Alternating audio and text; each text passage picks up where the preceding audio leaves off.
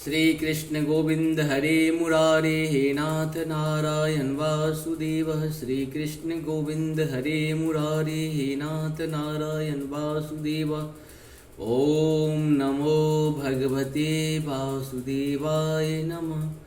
ओम नमो भगवते वासुदेवाय नमः। ओम नमो भगवते वासुदेवाय नमः। जय हिंद जय भारत। आप सबों का स्वागत है। मैं राम नरेश झा। जय हिंद जय भारत में आप सबों के लिए संपूर्ण गीता का सार जो है सो संस्कृत और हिंदी में उपलब्ध है। दुर्गा सप्तशती का पाठ संस्कृत और हिंदी में उपलब्ध है। साथ साथ आरती संग्रह भी है। आरती संग्रह के साथ साथ आपको और भी बहुत सारी चीज़ रामायण के जो है सो बालकांड के लगभग में 200 दोहा तक कंप्लीट किया हुआ है। उसी तरह से सुंदरकांड का भी कुछ भाग कुछ दोहा किया हुआ है। कुछ जो है सो किष्किंधा कांड के भी हैं, कुछ जो है सो अरण्य कांड के हैं, कुछ सुंदर कांड के हैं, कुछ उत्तर कांड के हो, कुछ लंका कांड के हो, कुछ अयोध्या कांड के। सारे कांड का कुछ न कुछ दोहा किया हुआ है। सत्य सनातन की जय हो, सत्य सनातन की जय हो, सत्य सनातन की जय हो। सत्य जो है वही सनातन है, सनातन जो है वही सत्य है। सत्य और सनातन दोनों अलग नहीं है, दोनों एक ही है। इसीलिए जो सत्य सनातन के मानने वाले हैं वो इसी पूरी पृथ्वी एक समय सत्य सनातन ही था और आने वाले कल में फिर से पुनः सत्य सनातन का ही परचम लहराने वाला है। हम सबों को जो है सो सत्य सनातन के साथ जो है जुड़े रहना चाहिए। धर्म की जय हो, अधर्म का नाश करना चाहिए। जो धर्म है उसका हमेशा जय रहेगा, अधर्म का हमेशा नाश होगा, क्योंकि सत्य जो है वही तो धर्म है और जो असत्य है वो क्या है, अधर्म है। ज्ञान जो है सो क्या है, सत्य है। अज्ञान क्या है, असत्य है। इसी तरह से जो है सूर्य क्या है, सत्य है। जो सत्य है वही सनातन है। सनातन के बिना सत्य नहीं, सत्य के बिना सनातन नहीं। सत्य सनातन की जय हो, सत्य सनातन की जय। शुरू करते हैं आज हम श्रीमद् भागवत महापुराण के 35वां भाग हम सुनाएंगे। अपने स्तर से मैं 35वां भाग बनाया हूँ। हो सकता है आपके माध्यम से दूसरा ही भाग हो जाए, तीसरा ही भाग हो, कुछ भी हो सकता है। प्रथम स्कंद का है श्रीमद् भागवत पुराण के आज हम सुनाते हैं और इस सबको लाभ उठाइए। सत्य सनातन आत्मा की बात होती है, परमात्मा की बात होती है, सहयोग की बात होती है, सहायता की बात होती है। सत्य सनातन के लोग कभी लूटने की बात नहीं करते, फूटने की बात नहीं, टूटने की बात नहीं करते, हमेशा जोड़ने की बात करते हैं। तोड़ने की बात कभी नहीं करेंगे, देने की बात हमेशा सत्य सनातन करेंगे, लेने की बात कभी सोचते नहीं हैं। यही है सत्य सनातन। अब हम लोग शुरू करते हैं।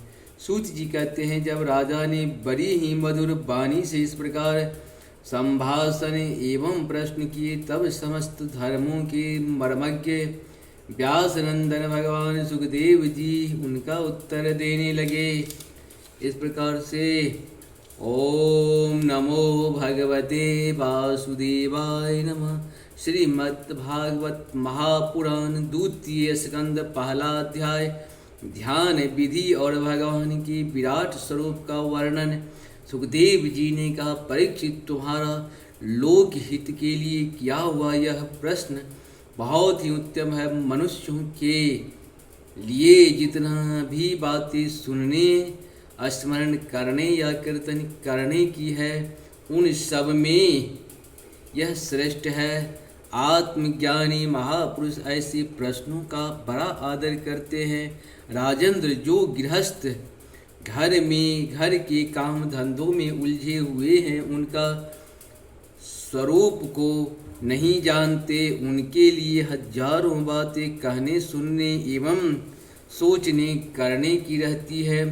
उनकी सारी उम्र यूं ही बीत जाती है। उनकी रात नींद या स्त्री प्रसंग से कटती है और दिन धन की हाय हाय या कुटुंबियों के भरण पोषण में समाप्त हो जाता है। संसार में जिन्हें अपना अत्यंत घनिष्ठ संबंधी कहा जाता है, वे शरीर, पुत्र, स्त्री आदि कुछ नहीं है। असत्य है, परंतु जीव उनके मोह में ऐसा पागल सा हो जाता है कि रात दिन उनको मृत्यु का ग्रास होते देखकर भी चेतना नहीं। इसीलिए परीक्षित, जो अभय पद को प्राप्त करना चाहता है उसे तो सर्वात्मा सर्वशक्तिमान भगवान श्री कृष्ण की लीलाओं का श्रवण कीर्तन और स्मरण करना चाहिए। मनुष्य जन्म का यही इतना ही लाभ है कि चाहे जैसे हो, ज्ञान से, भक्ति से अथवा अपने धर्म की निष्ठा से जीवन को ऐसा बना लिया जाए कि मृत्यु के समय भगवान की स्मृति अवश्य बनी रहे। परीक्षित, जो निर्गुण स्वरूप में स्थित है एवं विधि निषेध की मर्यादा को लांघ चुके हैं, वे बड़े बड़े ऋषि मुनि भी प्रायः भगवान की अत्यंत कल्याणमय गुण गानों के वर्णन में रमे रहते हैं। द्वापर के अंत में इस भागवत रूप अथवा देवतुल्य श्रीमद्भागवत नाम के महापुराण का अपने पिता श्री कृष्ण द्वैपायन से मैंने अध्ययन किया था। राजर्षि, मेरी निर्गुण स्वरूप परमात्मा में पूर्ण निष्ठा है, फिर भी भगवान श्री कृष्ण की मधुर लीलाओं ने बालात मेरे हृदय को अपनी ओर आकर्षित कर लिया। यही कारण है कि मैंने इस पुराण का अध्ययन किया। तुम भगवान के परम भक्त हो, इसीलिए तुम्हें मैं इसे सुनाऊंगा। जो इसके प्रति श्रद्धा रखते हैं उनकी शुद्धि चित्त वृत्ति भगवान श्री कृष्ण के चरणों में अनन्य प्रेम के साथ बहुत शीघ्र लग जाती है।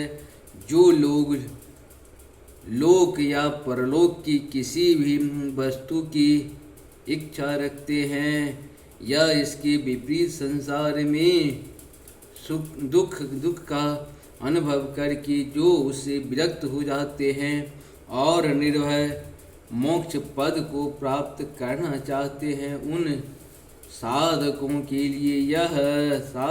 लिए तथा योग संपन्न सिद्धि ज्ञानियों के लिए भी समस्त शास्त्रों का यही निर्णय है कि वे भगवान के नामों का प्रेम से कीर्तन करें। अपने कल्याण साधन की ओर से असावधान रहने वाले पुरुषों की वर्षों लंबी आयु भी अनजाने में भी व्यर्थ बीत जाती है। उससे क्या लाभ? सावधानी से ज्ञान पूर्वक बिताई हुई घड़ी दो घड़ी भी श्रेष्ठ है, क्योंकि उसके द्वारा अपने कल्याण की चेष्टा तो की जा सकती है।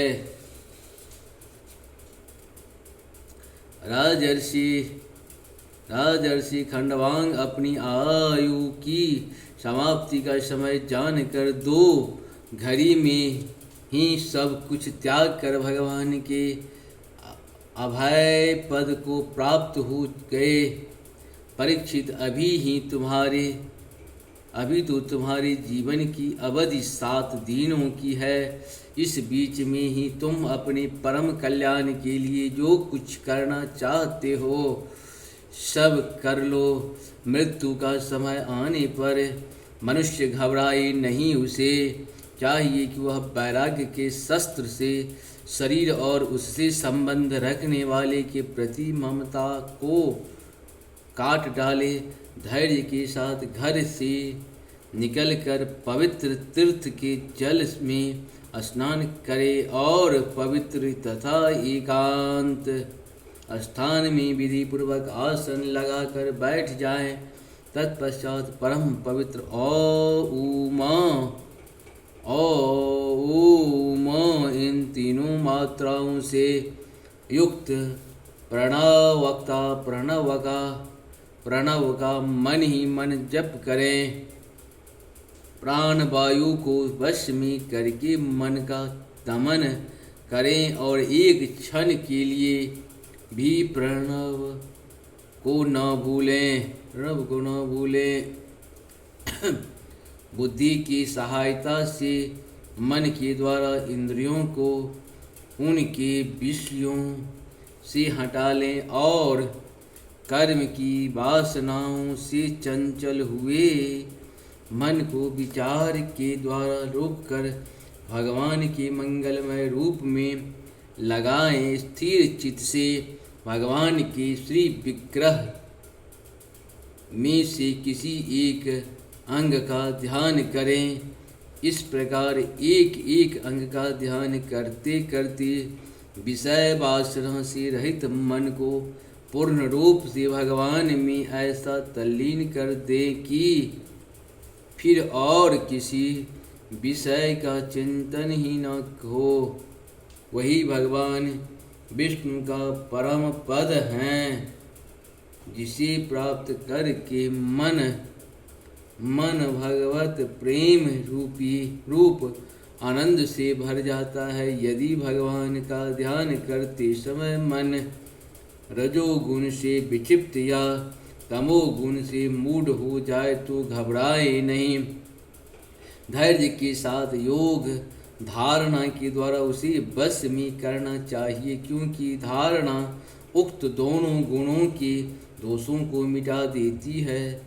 धारणा स्थिर हो जाने पर ध्यान में जब योगी अपने परम मंगलमय आश्रय भगवान को देखता है, तब उसे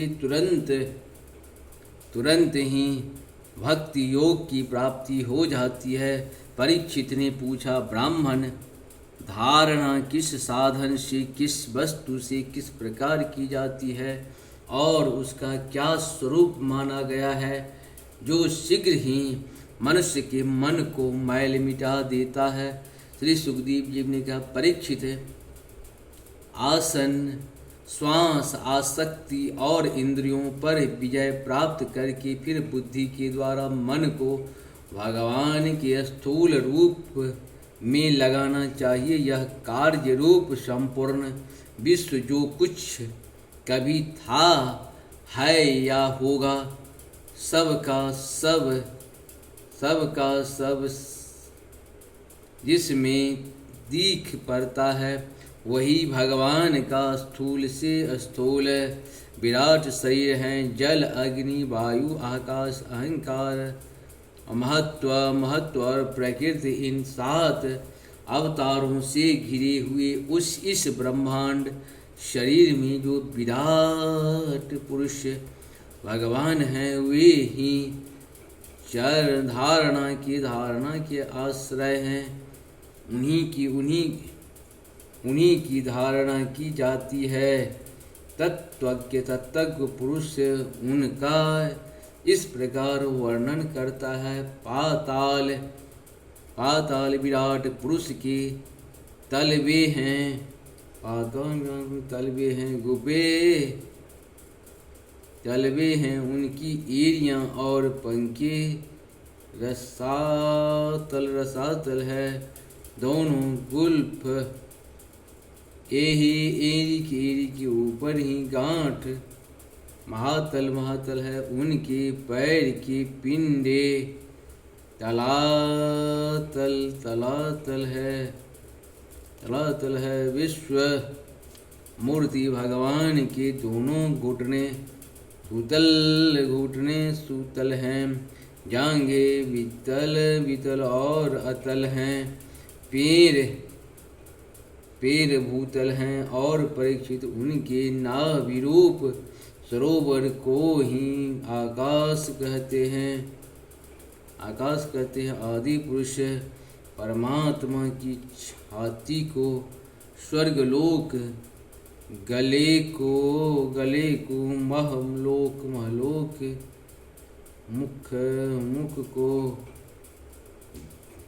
मुख को जनलोक और ललाट को तपोलोक कहते हैं। उन सहस्त्र शीर वाले भगवान मस्तक समूह ही सत्यलोक हैं, इंद्र आदि देवता उनकी भुजाएं हैं। दिशाएं कान और शब्द श्रवणेन्द्रियां हैं, दोनों अश्विनी कुमार उनकी नासिका के छिद्र हैं। गंध प्राणेन्द्रिय हैं और धधकती हुई आग उनकी मुख है। भगवान विष्णु के नेत्र अंतरिक्ष हैं, उनमें देखने की शक्ति प्रभु शक्ति सूर्य है। दोनों पल के रात और दिन हैं, उनका रो विलास परलोक हैं। तालु जल हैं और जीवा रस है। वेदों को भगवान का ब्रह्मारंध वार्य रंध्र कहते हैं और यम को दाढ़े सब प्रकार के स्नेह दांते हैं और उनकी जगमोहनी माया ही उनकी मुस्कान कहते हैं। अत्यंत सृष्टि इसी माया का कटाक्ष विक्षेप है। लज्जा ऊपर का होठ और लोभ नीचे का होठ है। धर्म स्तन है अधर्म पीठ है। प्रजापति उनके मूत्रेंद्रिय हैं। मित्र वरुणा अंडकोश है। समुद्र कोख हैं और विविध देवताओं के मामले सभी देवताओं के नाम से बड़े द्रव्यमय यज्ञ किए जाते हैं। उन मन के कर्म हैं। विश्वमूर्ति विराट पुरुष की गाड़ियाँ नदियाँ। परीक्षित विराट भगवान के स्थूल शरीर पर यही स्वरूप है। सो मैंने तुम्हें सुना दिया। इसी से मुमुक्षु पुरुष बुद्धि के द्वारा मन को स्थिर करते हैं, क्योंकि इससे भिन्न और कोई वस्तु नहीं है। जैसे स्वप्न देखने वाले स्वप्न अवस्था में अपने आप को ही विविध पदार्थों के रूप में देखता है, वैसा ही सबकी बुद्धि वृत्तियों के द्वारा सब कुछ अनुभव करने वाले सर्वानंतर्यामी परमात्मा भी एक ही हैं। उन सत्य स्वरूप आनंद निधि भगवान का ही भजन करना चाहिए। अन्य किसी भी वस्तु में आसक्ति नहीं करनी चाहिए, क्योंकि यह आसक्ति जीव के अधःपतन का हेतु है। दूसरा अध्याय भगवान के स्थूल और सूक्ष्म रूपों का धारण तथा क्रम मुक्ति और सद्यो मुक्ति का वर्णन। सुखदेव जी कहते हैं, सृष्टि के आरंभ में ब्रह्मा जी इसी धारणा के द्वारा प्रसन्न हुए। भगवान से वह सृष्टि विषय स्मृति प्राप्त की थी, जो पहले प्रलय काल में विलुप्त हो गई थी। इससे उनकी दृष्टि अमोद और बुद्धि निश्चात्मिका हो गई। तब उन्होंने इस जगत को वैसे ही रचा जैसे कि यह प्रलय के पहले था। इस प्रकार से हम लोग का ये 35 पूर्ण हुआ। आप सबों को बहुत बहुत धन्यवाद। नमस्कार। चैनल को सब्सक्राइब करें, लाइक करें, शेयर करें। जय हो। नमस्कार।